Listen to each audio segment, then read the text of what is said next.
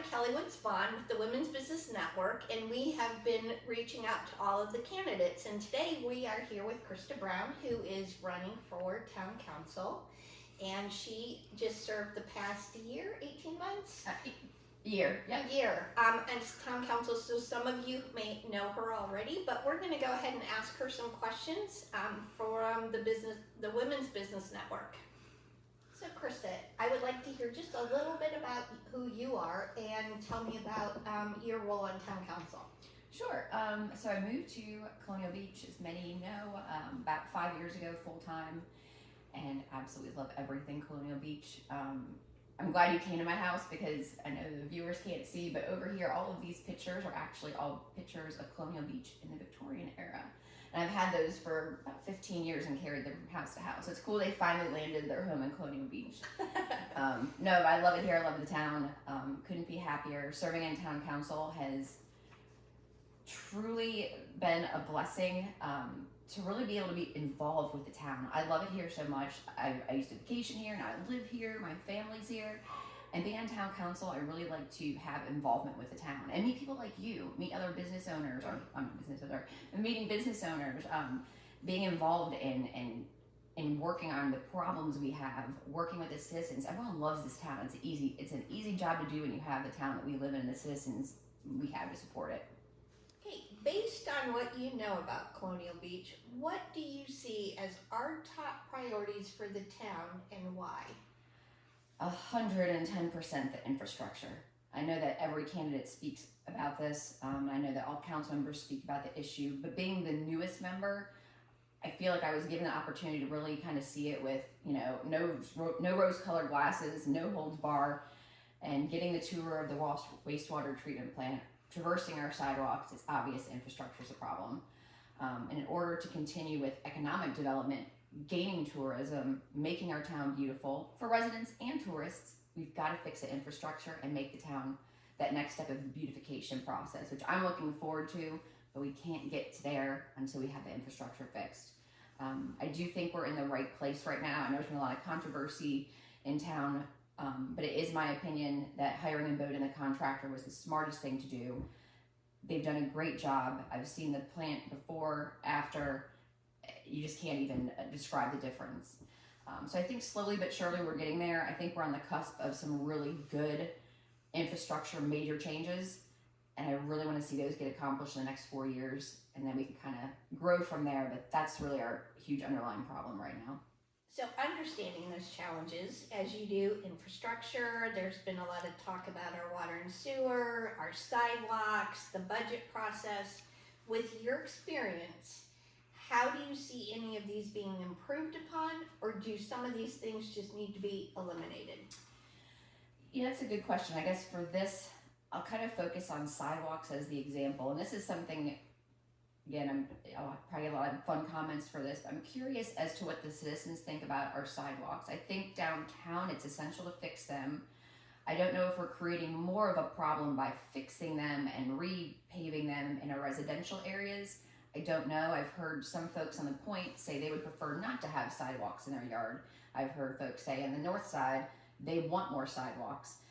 Our town is so different with how it's laid out, from residential and more touristy to a downtown. I think we need to focus on fixing what we have and maintaining what we have before we start creating and building new. And I think that kind of goes for all the infrastructure in town. Same with wastewater treatment plant. Let's get it running properly first. Right. And see how it can operate normally with the proper equipment, proper personnel there, and go from there. So I think kind of improving what we have, and let's just see where it lands us before we start taking out things or adding more. I just want to fix what we have. Correct. And I will say, I know that there are some areas, especially around North Irving, on Washington, even going up Irving, that the sidewalks are just cracked and broken, and I think that's been some of the concern. Do you believe the growth of our downtown / Main Street, as you know, we're working towards our designation, is healthy and successful? If not, what do you think the solution would be to fix that? I think so far the downtown area, I'll kind of describe, I think we're talking about the Hawthorne Street, kind of Hawthorne, Washington Ave area. I think it's doing great. I mean, when I first came here in the early 2000s, almost 20 years ago, it was not a very nice looking place. Business owners, I'll give you kudos, and all the other owners on Hawthorne Street have made that a vibrant, fun downtown area. I see a lot of the shops have been adding lights at night, so it kind of gives you that kind of cool, hot spot at night vibe when you go down towards the Muse Drift area. So I don't think we have any issues there per se. I guess, yes, more improvements can be made, more beautification of that area. But one thing I would be remiss if I didn't say, I'm also very concerned about our Colonial Ave businesses too. I don't want them to get forgotten about. There's a lot of new business owners in the downtown area getting a lot of love, which is great. But I also don't want to forget the Colonial Ave business owners. There's been some concern about that. I will say though, some good news. When Virginia Main Street Association came to town council and briefed us, the council kind of addressed that concern about Colonial Ave. We don't want to forget about the businesses on Colonial Ave. Right. And it was a good understanding for me, and I think it's important for our citizens to know, the focus is on that downtown Hawthorne area right now because where historical buildings are. Correct. And once that's kind of maintained, those buildings are sound, secure, thriving, then we're going to start moving up Colonial Ave. So it will expand. We're just trying to take care of our historical buildings first, from my understanding. And then Colonial Ave, we're going to come after you and make you beautiful too. Slowly. And I've noticed a lot of businesses have. Yes. Which has been great. I don't want to name out businesses and call them out, but the businesses, I see the ones who are painting and improving. It looks great. Absolutely. And it is the way our town is designed coming into town. You do have that whole Colonial Avenue, and it's extended down to Washington. And you're right, the more historical downtown area is a limited area, but those businesses all complement and feed each other, no matter where you're driving. What's more important, building more homes or creating more businesses and commercial space? Ooh, that is a tricky one, because as someone who already lives here, I would love to see more businesses come, which I think that's good. I don't think we're at a cap that we have too many businesses, so we're still welcoming businesses. We still want them to come. The homes are being built are beautiful. I'm a little hesitant though, going back to the infrastructure thing. I'm kind of curious at how much more building can we really sustain. I think that it calls for a deeper conversation among council and our town manager and Department of Public Works. As far as more important though, I mean, you need people to shop at the businesses and eat at the restaurants. That's a hard one, Kelly. I'm gonna go 50-50. I love seeing the beautiful homes get built. Concerns me a little with infrastructure, and the businesses, I want you to keep coming in because I think I go to all of them. So Right. I'm selfish. I want businesses. Right? Well, but it's kind of twofold. You need the people in the community to feed the businesses, and you need the businesses to bring the people. Yeah. And so it's kind of a twofold, not that it's a And I think we're kind of, right now, I think like our businesses are thriving and our population and tourism is sustaining it. So that's where I get a little nervous about pumping. Let's just take a breather. How are we going to do this year? Let's make sure all our new restaurants can survive and have successful years. So, so both. It is perceived that we have a parking issue. Parking for residents, businesses, and visitors is at a minimum. Do you have a solution? And if you do, what do you think that would be? Good question. The parking commission. We don't have a parking commission. Planning commission had come to us with some parking solutions and studies, and town council had some questions about it. This is a couple months back, and then town council kind of kicked that idea back to planning commission. We wanted some more ideas or some more clarification on things they were talking about as far as helping out that parking downtown. And actually, at our last meeting in September, planning commission and town council has agreed, and planning commission has agreed to get together to talk about some of these planning commission issues or things they're tackling downtown. Right. One of them being parking. I do not know why it doesn't seem very consistent, our parking to me. It seems like there are some areas of vast free parking.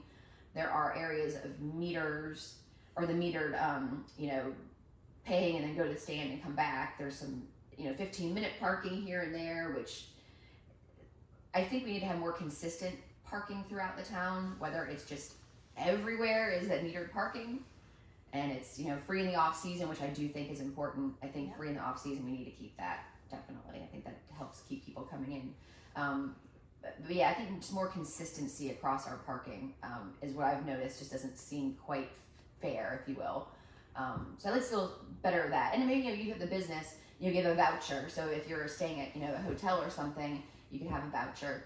Or same with maybe an Airbnb in the downtown area, you can have some sort of voucher. Right. So the Economic Development Committee did sit down and review Article 13, which has to do with parking.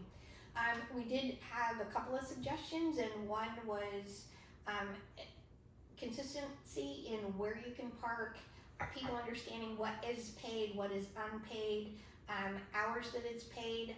There has been some confusion about that, so there needs to be clarification and consistency in that. Another thing that we looked at was possibly shared parking. We have a lot of businesses, especially during the summer, that are busier versus not. In the winter months, where shared parking could be, we've got some churches with parking lots that could help assist. Yes. So I truly believe that there are some minimal changes to Article 13, but I do believe that we can truly look at the options that we have. I agree. Okay, if you could change one zoning code, what would it be and why?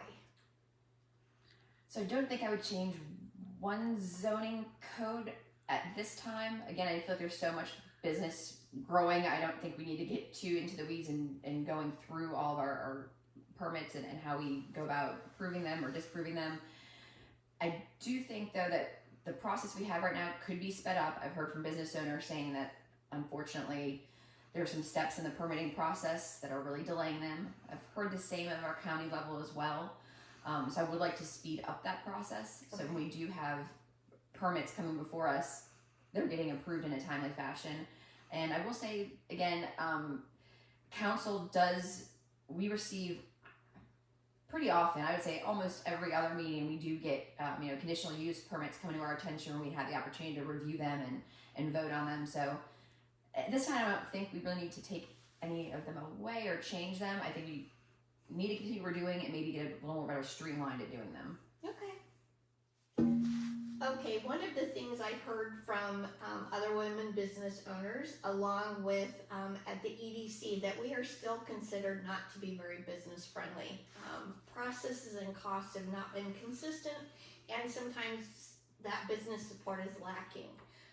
Do you have a plan to streamline that process and minimize costs, or do you have ideas on maybe how that can be approached? Yeah, this is a big concern of mine because I've heard that this town is not business friendly, and I've heard it from a lot of business owners. And that's a concern. I won't mention certain businesses, but there was a business who had a very, had a water leak and got billed for a very large amount of money due to a water leak. And that was crushing them. And they, asked for assistance from the town. There was a water pipe leak, and it got fixed. But in general, we're not a business friendly town, is what I'm hearing from business owners.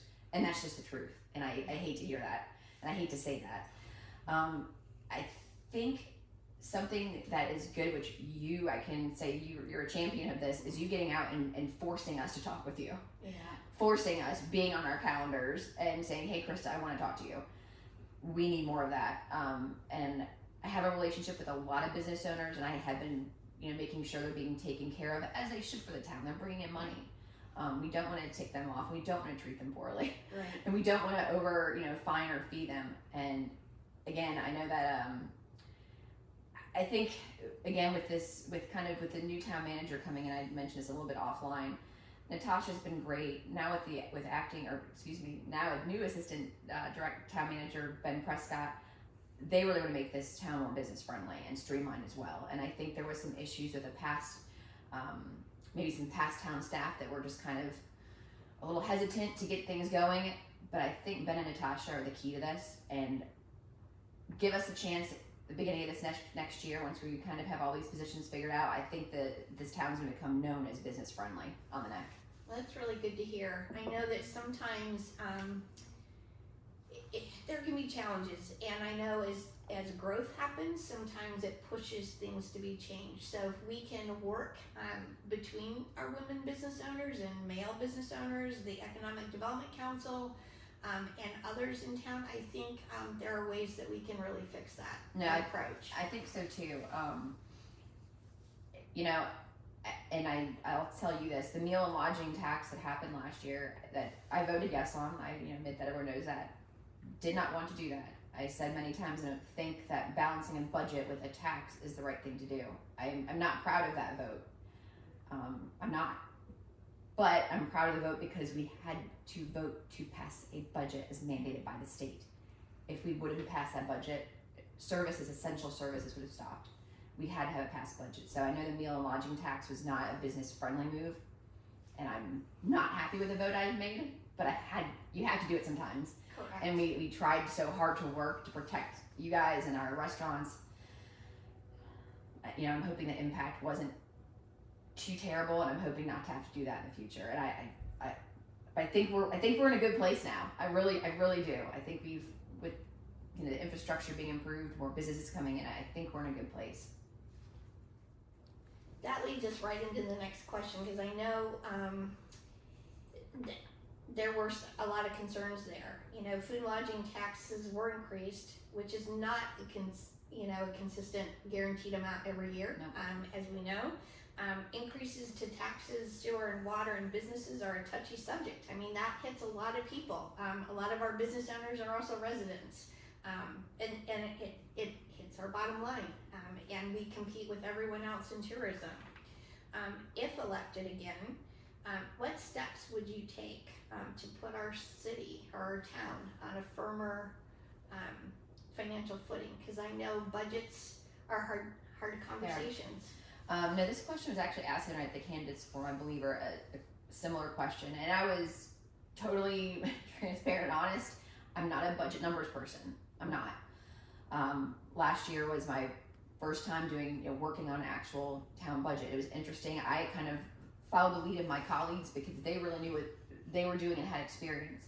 I will give kudos to David Williams. He did. He really did force us to go line by line. He brought a lot more discussion to the table. Yeah. So yeah, I will give credit to him to continue to make us to keep pushing even when we thought we couldn't, find the bottom line. That said, I think that all of council really did the best. They pay the taxes. We pay the taxes as well. Right. And we care about the businesses as well. Right. I want my family to come here and retire and enjoy it. I want my friends and whoever to come and visit. I want it to be an affordable place to live, to retire, to work, and to visit and tour and all the good things. Anyway, back to your question, to more streamline the budget. That was eye-opening for me. And now that I have a little more experience, have dug a little more, and talked to council members more, I would say be prepared for much more scrutiny from this council member if reelected. One thing I thought was interesting is that the spreadsheets, Excel spreadsheets were given with budgets. Certain departments, had the past 3 years of spending, and some I couldn't find that data. That could have been me. Not saying there's no transparency. The data is available, but I felt like I personally could have been better prepared. Maybe town staff could have helped a little more. Don't know. But going into this next budget cycle, I want to get started early on it, so we can really find solutions before June happens and we're scrambling at the wire. So I think more time and much more scrutiny is going to happen this go around. So I would tell our resident citizens to be actually feeling positive for that next budget cycle. I think it'll be a good budget cycle. I think that's going to make a lot of our residents and business owners happy. How do you plan to involve residents and businesses input into your decision-making process? That's great, and that's has been the most fun part of the job is meeting people. Like, I'm your friend now. Like, I know you. I met you a year ago, and it was just super cool because you're like a town celebrity. So I'm like, what the hell, so how do I kind of help out? I lost track of the question. I'm just so excited. I know, right? Oh my gosh! Now I feel really. I'm like on it. No, tell me the question again. I was really excited to meet you. Go ahead. How do you plan to involve residents and businesses' input into your decision-making process? Because I know there's a lot from both sides. I was so starstruck that, but no, I think what we're doing right now. Absolutely. Absolutely. this. Going to the businesses around here, talking to them. Like I said, whether you're going to Dockside for a bite to eat or you're going to get coffee in the morning, I love being a council member, not because they know me, because I get to know them. It's so cool. Oh, I know the owner there. Oh, I know the owner at the, and it's so cool. And and they tell us the problems they're having, the issues they're having. And that's my favorite part. So I think just having that relationship. Council, if you're a council member and you are a candidate for council and you do not go out, you shouldn't run for council. You have to be out in the community. I mean, it's such a small community, it's an easy task. So just get out there, go talk to business owners, and then you can meet famous people like Kelly. So, what is your favorite thing about Colonial Beach and why? That is the hardest question. Is that hard? She said it was going to be the easiest question. It was the last one. That's the hardest one. I think my favorite thing, and it's going to go into my favorite thing about the town. My favorite thing, it's going to be a longish answer. So moving here 5.5 years ago, then my sister loved it here, and she moved here about 3 years ago. And then my parents loved here, and they moved here 2 years ago. And then my best friends moved here, and they built a house and moved here 2 years ago. They bought Parker's Marina. Oh, Their friends have purchased, a beach home here. Their brother, my really good friend, is renting a home up on 7th Street. nice. So Colonial Beach, this town, because of how awesome it is, from the beaches to the food, the cuisine, there's the answer. I love the food here in town. We have great food. It is a foodie's heaven. But I would say all the good things this town has to offer is a package deal, and it brought my people here. So I am thankful for everything this town has. My favorite day in Colonial Beach, though, like the perfect day, is probably cold brew coffee in the morning with my husband on the golf cart at any of our good Colonial Beach coffee places. A ride around the beach, all the way up, all the way down, stop at maybe Dockside for Orange Crush, go all the way back up, go into town, and hang out for the day, and just cruise around the golf cart. Sounds like a perfect day at the beach. I know, I wish I could do it today, but it's a little cloudy. But that's the day I had yesterday, though. Yeah, That was my day yesterday, and it was a perfect day. Well, I want to thank you, Krista, for your time this morning and inviting us into your home. And don't forget to vote November 5th. And as we continue to meet all of our candidates, please take the time to visit us and read and listen to all of their interviews.